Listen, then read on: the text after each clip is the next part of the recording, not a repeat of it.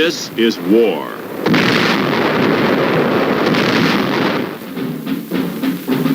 War and its masses. War and its men.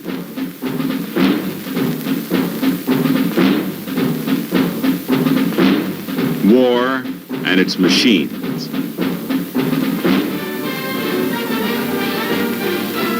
Together they form the big picture.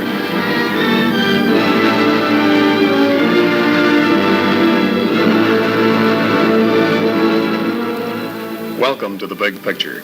I'm Captain Carl Zimmerman. The Big Picture is a report to you from your Army, an Army committed by you, the people of the United States, to stop communist aggression wherever it may strike. The Big Picture, during the next 13 weeks, will trace the course of events in the Korean campaign, with first-hand reports from our combat veterans and film taken by combat cameramen of the Army Signal Corps. These are the men who daily record on film the big picture as it happens, where it happens. Today, the big picture brings into focus the first 40 days in Korea. It was the beginning of the fighting there, when every ridge was a heartbreak ridge. Let's go back to June 1950, when our troops felt the first thrusts across the 38th parallel. The story is best told in the language of the soldier who was there.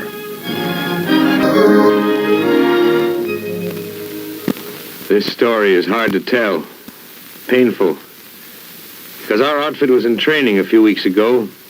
Some of the boys who were with us aren't around anymore. They were good men, good soldiers. They had learned to fight, and they had the guts for fighting. But when it came, it was like a sock on the back of the head. Korea started rough. The first 40 days were a battle for time, with a handful of men against an army. Yes, they were good men, good soldiers. And no story of the Korean War can be told without saying first how well they fought against great odds.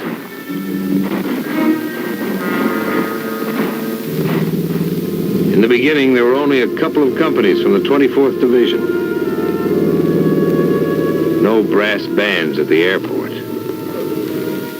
A few days before, some of us had been in cities, spending leave time at Fuji, something like that. We weren't scared. We didn't know. We got stuff out of the planes. We moved out. Nobody said, "This is it." Nobody said, "You have arrived in Korea to beat back 5 North Korean communist divisions." Somebody did say, "We're here to delay the Reds. Okay, let's go." About 10% of us were veterans. A few roads looked like France, somewhere between Paris and Metz.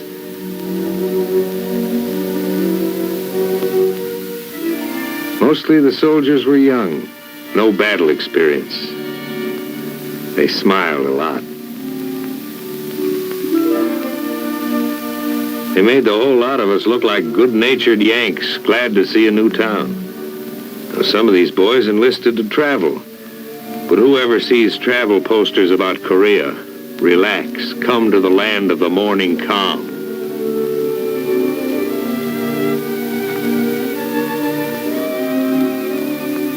At first, the towns looked like any towns in this part of the world.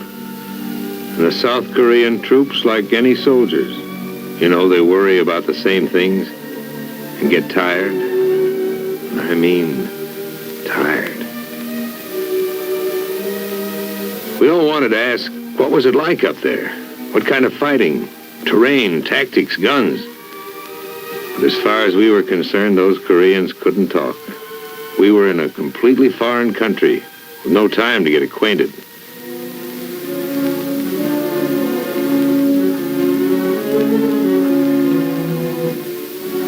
They emptied a town. Hardly a thing left.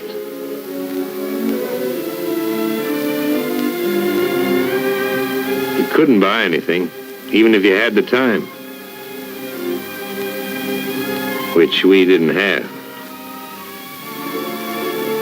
There are two ways of getting to know the terrain: walking over it and feeling how it was underneath. Underneath it was caked and sticky. The tools of a soldier's trade: a shovel and a gun. We had small stuff with us: machine guns, some howitzers.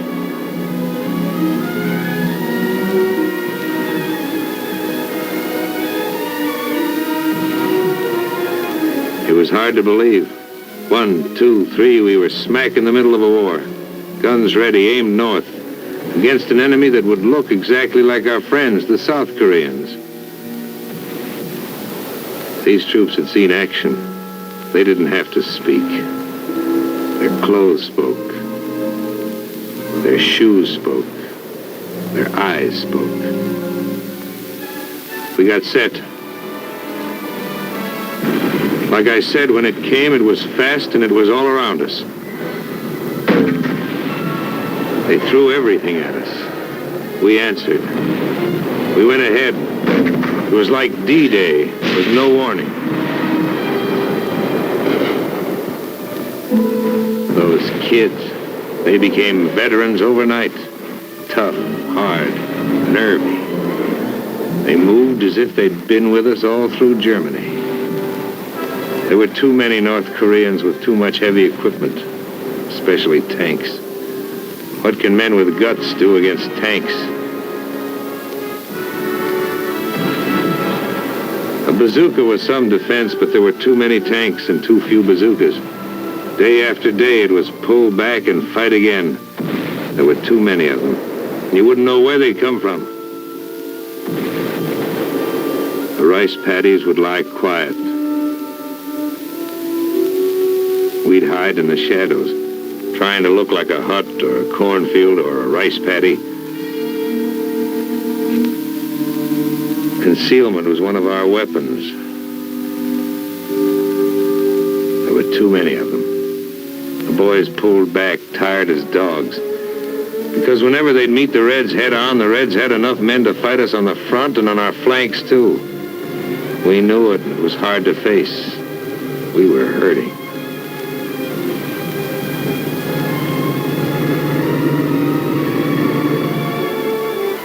Kids would drag back so beat up they couldn't be expected to fight for at least several days.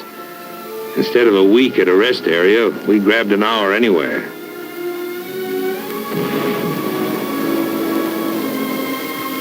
Took a shower. Sat down. Lay down. Seemed like the greatest pleasure in life was to give the feet a chance to breathe. We fell back to new positions. If you looked around at some of the foxholes, you could see a deep respect for those red mortars. Very deep. We were short on men. South Koreans carried our ammo. But we didn't know what some of the others were carrying. Turned out that many of the silent refugees filing along the South Korean roads were North Korean communists in disguise. They'd sneak through our lines and fight us from behind. We caught some, but infiltration caused plenty of casualties. We were going to watch the refugees more carefully from now on. This was a big police job in Korea, the biggest. The attack was full-sized, had to be stopped. The United States Army, a small part of it, was here to help. There'd be men in other uniforms fighting with us soon. The whole world had seen this and knew what the score was. Up near the guns, the score was against the enemy. They were losing points, losing time.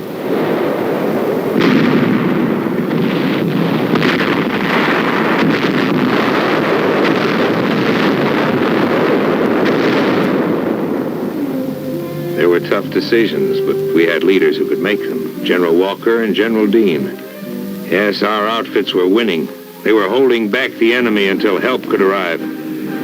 We didn't feel it yet, but reinforcements were on the way. It takes time to pour a defense program into a small country with almost nothing. Not all the stuff can get there overnight. even in an age when we're used to things traveling 400 or 500 miles an hour.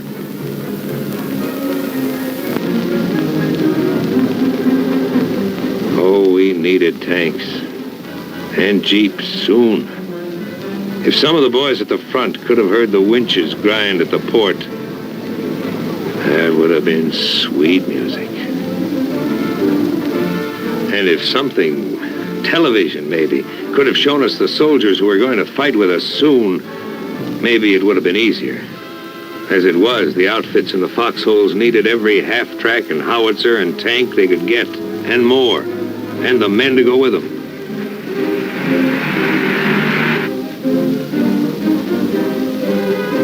Yes, our mission in the lines was delay.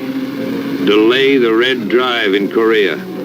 Delay it so we could get jeeps. Delay it so we could get weapons carriers and weapons and more ammo. Get it to us, men and equipment, wet or dry.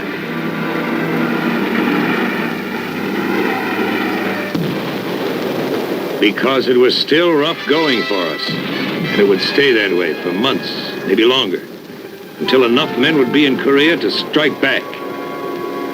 Yes, it was Operation Delay.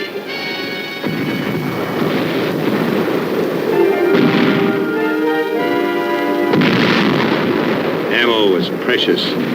One field artillery battalion against 40 tanks. We'd hold them off for a few hours in a blasting frontal attack. The Reds would envelop us on both flanks. Always trouble up ahead and trouble on the sides.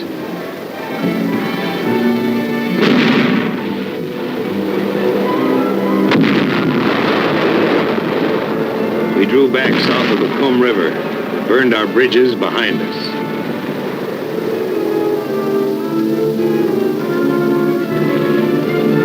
People in big cities like Pittsburgh are bothered by smoke. Well, this smoke was black, but it didn't bother us a bit.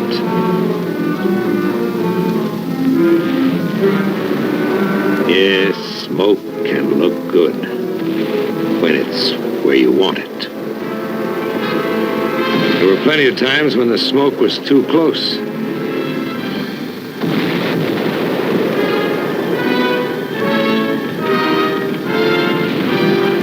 Got in your eyes, so you couldn't see anything. You can take a lot, but when your buddies get hit, it hits you inside. Nobody says much, just so-and-so got it. Or so-and-so has been evacuated, he'll be okay. Or so-and-so's been evacuated. Back of us, units from the 25th Infantry Division and the 1st Cavalry Division were unloading now, with baggage. All of it first class, urgent. The tanks were light jobs. They sped north where they were most needed. Smaller than the Russian monsters, but still a wonderful sight. Nothing was too good for a tank in this territory. The boys treated them like babies. They went over them from top to bottom, called them pet names.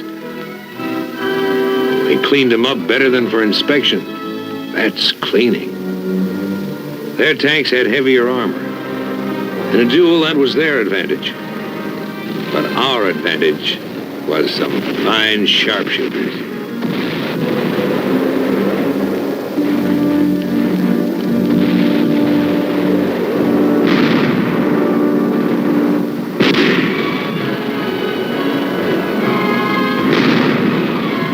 They had giants. We had giant killers.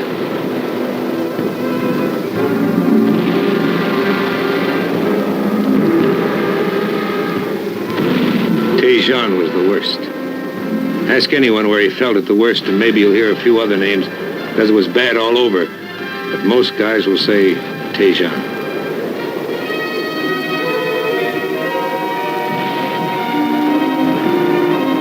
Some places we were just outnumbered, but in Tejan we were outnumbered outgunned, out-tanked, and outflanked.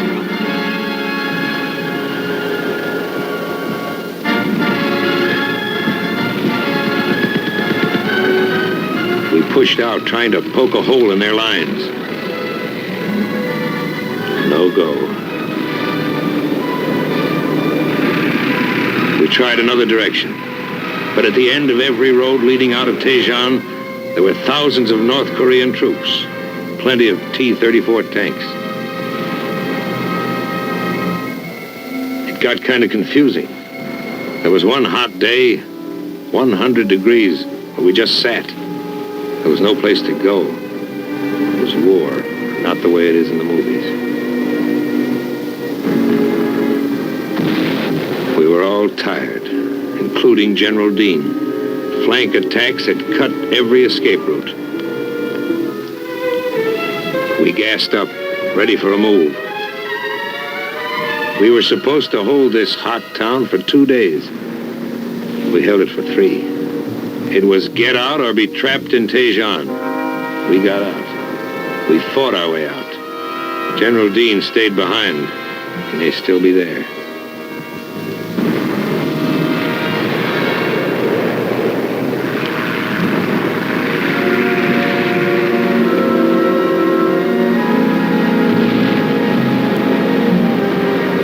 It was a bad road out of Daejeon. Some guys didn't make it.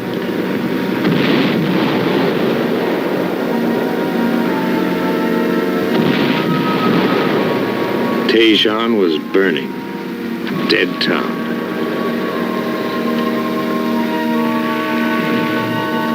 The men who got out were heroes.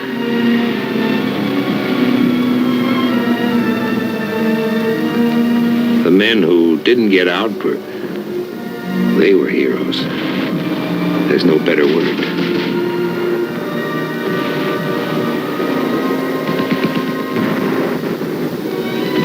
By this time, the new outfits were in the lines. Fresh, ready to shoot. Everything set just right. Nice to hear the steady crump of your own mortars. Even nicer to hear the howitzers slamming them out. Together, they're terrific.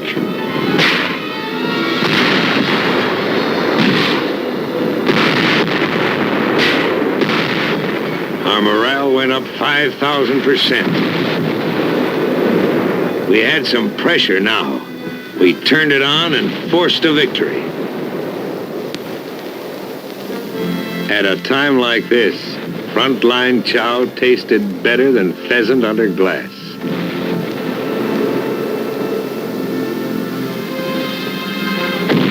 The rally was short.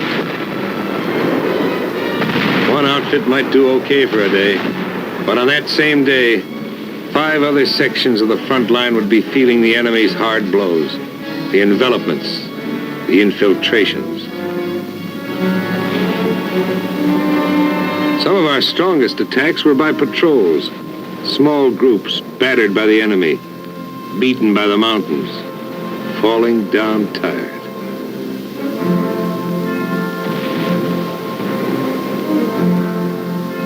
After climbing over half a dozen mountains, it made you more tired just to look at them. Felt like the bear who went over the mountain and saw another mountain. Getting anywhere in Korea was back-breaking work. You did it the Korean way, slowly.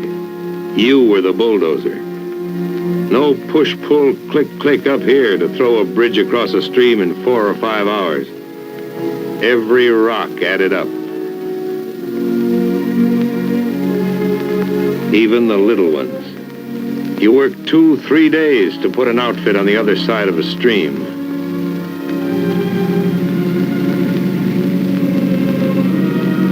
The rainy season and the Korean superhighways didn't help us get around. Wherever we went, we built our way. It was no good having any drag with the engineers. They had their own troubles. You were the engineers. In this battle, you did everything. Build, fight, hold, pull back, and destroy. Whenever we were about to leave a place, we planted it carefully. TNT. Planted it not deep, just deep enough so it would come up the way we wanted it to. The better you plant it, the better it comes up. A second story job. This kind of gardening went on quite frequently. Very relaxing work. We were going to stall them up and down the whole front. And someday there'd be a turnabout that would pay those North Koreans off for what we'd been taking. And then we might have to put back all these bridges. We slowed them, but we couldn't stop them. Fighting is fighting, always rough. But it's rougher when you're forced to pull back. We gave them ground, they gave us time. We used every barrier, every river to make a stand. It was the best way of saving men.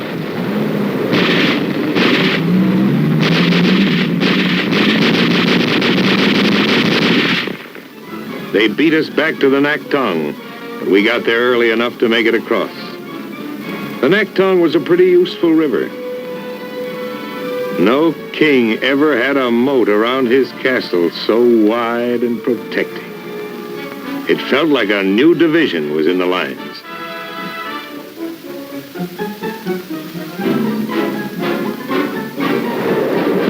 Plenty of outgoing mail went across the Naktong River.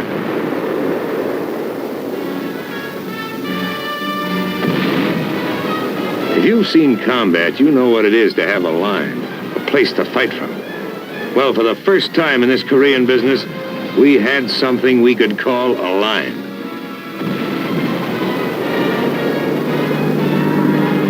All during the fighting, we had air power. If they had had it, we might have been through. Air power did plenty of damage to everything the enemy had and wanted to bring up. Those guys flew so low, they should have had bayonets on their propellers.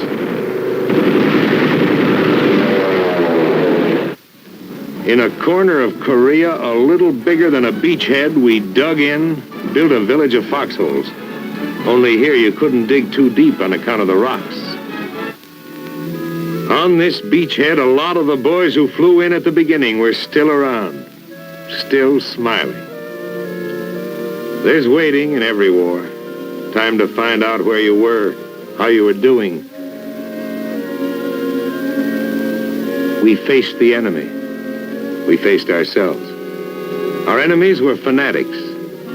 We were believers in one faith, that men can live together peacefully, thinking, feeling, worshiping, each in his own way.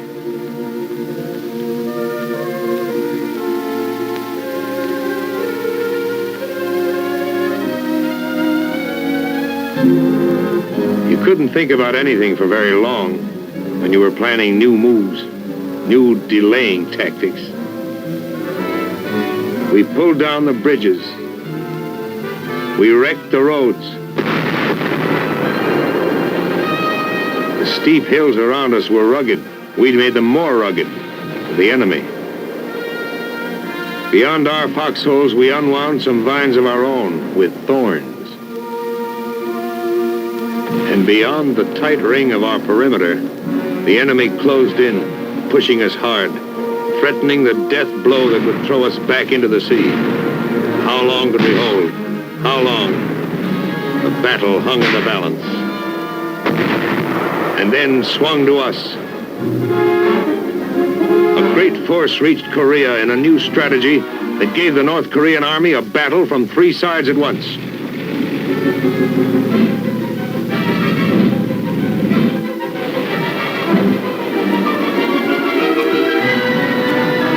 Replacements, new units, lively, ready for business. They stole along the hills, slipped up the ridges, looking for a soft spot in the enemy's hard shell.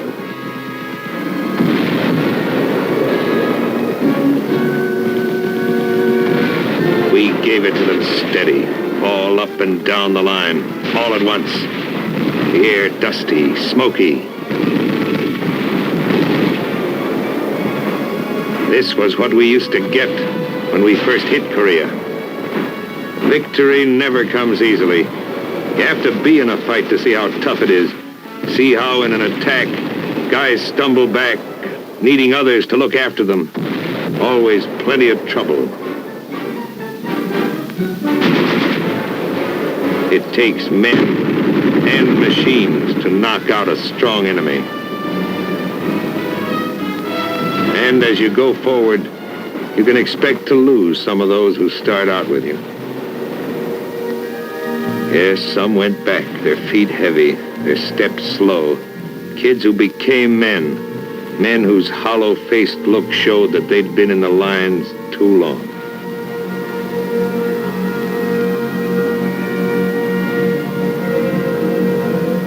You can't count on a straight road to victory. Sometimes it winds, goes down, goes up. Sometimes you're forced to detour. You could pick out the new troops. They walk different. Another outfit. But once over, they were like the fellas in our outfit when we landed. The same smiling Yanks, making the best of everything. And a little better than that. We battled for time in Korea, and won. We had the right men. Good men. Good soldiers.